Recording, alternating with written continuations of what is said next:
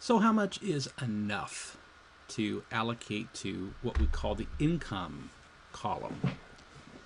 The income column really could also be called the income gap, or covering the income gap, because really it's designed to cover gaps that get created between retirement expenses and predictable income or guaranteed income. So, for example, if you have a certain amount of Social Security between a husband and wife, plus a certain amount of, let's say, a pension, but those sources don't fully cover ongoing retirement expenses, you have a gap.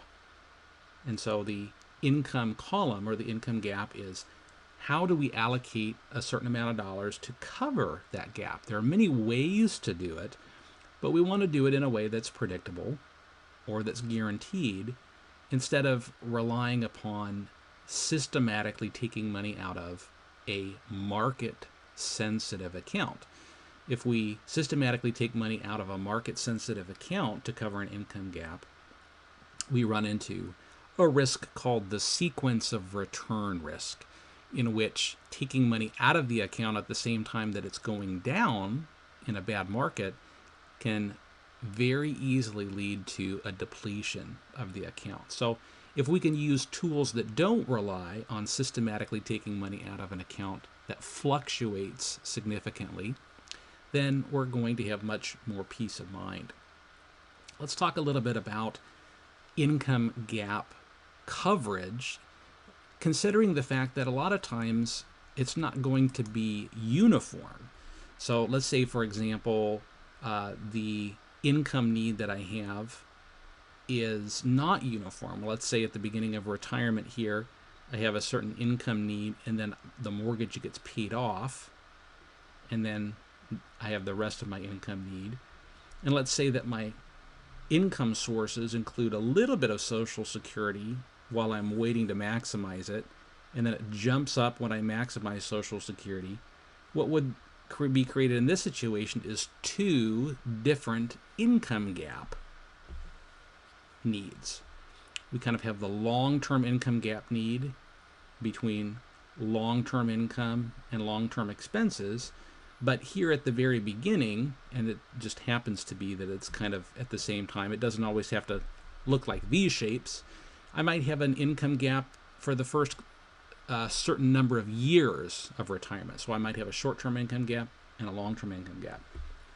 Ultimately, whatever the shape and the time periods of these income gaps, we need appropriate tools in order to cover them predictably and with either predictable or guaranteed sources.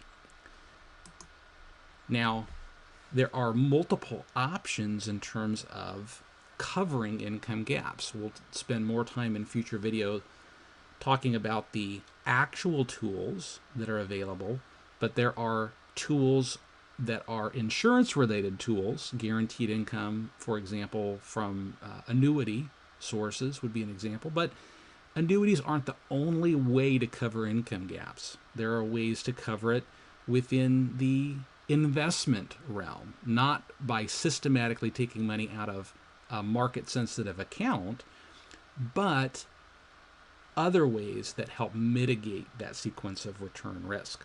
Ultimately, you've got to vet out which sources, which companies, and which strategies actually help me to meet all of the different income gap pieces in a way that gives me the security of knowing that I'm not going to run out of money and I'm going to meet my income needs, but that also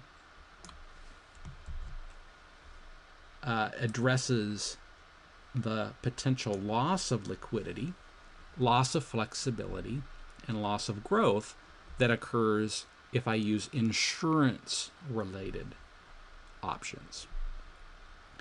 If I effectively have enough money in the liquidity bucket, I then mitigate the issue of not having a sufficient amount of liquidity. If I effectively use money in the growth column to deal with increasing income needs due to inflation, I mitigate the risk of the income gap needs not growing over time.